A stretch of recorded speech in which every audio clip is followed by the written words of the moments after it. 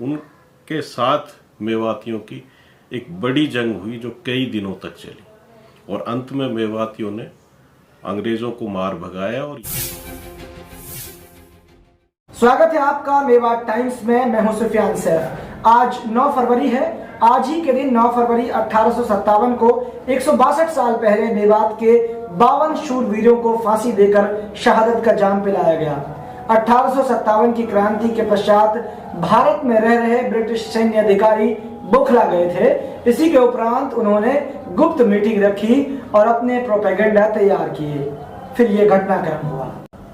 आइए आपको बताते हैं कि 9 फरवरी 1857 का दिन मेवात में ऐतिहासिक दिन के तौर पर किस तरह याद किया जाता है या याद किया जाना चाहिए।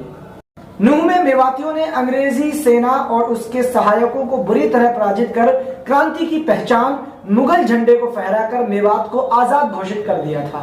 इसीलिए एक अंग्रेज सैन्य अधिकारी नूह आया और ये कहकर मेवाती चौधरियों को बुलवाया कि जो कुछ हुआ उसे भूल जाओ और समझौता कर हमारी अधीनता स्वीकार कर लो। जैसे ही लोग नूह में इकट्ठा हुए, अंग्रेजी सेना ने उन्हें घेर लिया। मदरसा मोइनुल इस्लाम, जिसे बड़ा मदरसा कहा जाता है, के सामने एक कुआं था जिसके पास एक बड़ का पेड़ था। उस पेड़ पर फांसी का फंदा लटका दिया गया। लोगों को लाइन में खड़ा किया गया। उसके बाद एक एक आदमी को हाथी पर बैठाकर बड़ के नीचे लाया जाता, उसके गले में फांसी का फंदा डाला जाता और हाथी को आगे बढ़ा दिया जाता। इस तरह जब 52 आदमियों को फांसी दे दी गई और शेष अपनी बारी के इंतजार में खड़े थे, तब मेवली से आकर चौधरी मेरा ने इस क्रूर सिलसिले को रुकवाया। इन 52 शहीदों में 13 नंगली के, 4 अकबरपुर के, 3 फिरोजपुर नमक के और शेष नूह के थे। 8 शहीदों को आज के शहीद पार्क में, 8 को नई जामा मस्जिद के सहन में और 16 आदमियों को मस्जिद के पीछे कब्रिस्तान में दफना दिया गया। फिरोजपुर नमक के चौधरी उजागर खां को बड़ के निकट ही दफनाया गया था, जिनकी कब्र कुछ दिन पहले तक मौजूद थी। सुनिए इस बारे में इतिहासकार सिद्दीक अहमद मेव ने क्या कहा। वास्तव में आज का दिन मेवात के लिए बहुत ऐतिहासिक दिन है।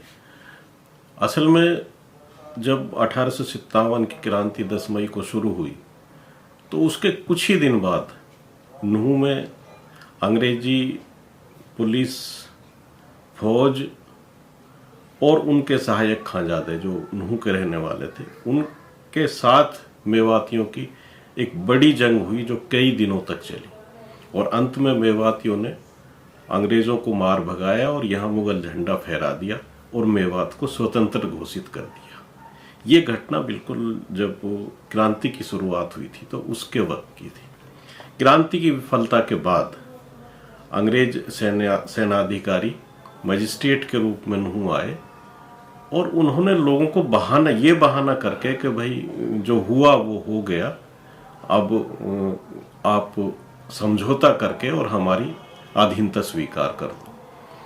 तो बहुत सारे आसपास के गांव से लोग वहां आ गए, जो चौधरी टाइप आदमी थे, जिम्मेवार लोग थे गांव के। लेकिन कुछ लोग जो चालाक थे वो नहीं आए। उन्होंने कहा भाई हमें फिरंगियों पर यकीन नहीं है। लेकिन जो लोग आ गए उनको सेना ने घेर लिया। जो आज हमारा इस्लामी मदरसा है मोइनुल इस्लाम, बिल्कुल इसके सामने से जो गली जाती है उसके लेफ्ट साइड एक बिल्डिंग है पुरानी, वहाँ वो कुआं था और उसके साथ एक बड़ का बहुत बड़ा पेड़ था। तो अंग्रेजों ने जो लोग उन्होंने पकड़ लिए थे उनको लाइन में खड़ा कर दिया और एक हाथी मंगाया। हाथी पे एक एक आदमी को बिठाते गए, हाथी को बड़ के नीचे ले गए, उसके बड़ के पेड़ से फंदा उन्होंने टांग दिया था और गले में फंदा डालते और हाथी को आगे कर देते। मतलब माहौल ऐसा था कि लोग लाइन में लगकर अपनी मौत का इंतजार जैसे कर रहे थे। फिर हाथी आता, फिर एक आदमी को बिठाता और फिर वहां से उसके गले में फंदा डाला जाता और हाथी को आगे बढ़ा दिया जाता। तो जब 52 लोगों को फांसी लग चुकी कहते हैं कि एक 80 साल का बूढ़ा जिसका शरीर हिल रहा था, गर्दन हिल रही थी, तो उस पर अंग्रेज मजिस्ट्रेट को भी थोड़ी दया आ गई और उसने कहा भाई जो जो खानजादा था खैरुल्ला खान, जिसने शिकायत की थी और जिसकी शिकायत पर लोगों को फांसी दी जा रही थी, उसे कहा भाई खैरुल्ला इसने क्या बिगाड़ा होगा, आपका बूढ़ा आदमी। कहा जी इसने बिगाड़ा तो क्या है, लेकिन अगर ये जिम्मेवार आदमी अगर ये मना करता तो लोग मान जाते। और उसके बाद उनको भी हाथी पे बैठा दिया और फांसी लगा दी। 52 आदमियों को जब फांसी लग गई तो मेदा चौधरी मेदा, जो देड़वाल पाल का चौधरी था, मेवली से वो घोड़े पे आया और उसने फिर वो सिलसिला रुकवाया। फिलहाल सुफियान सैफ को दीजिए इजाजत। शुक्रिया।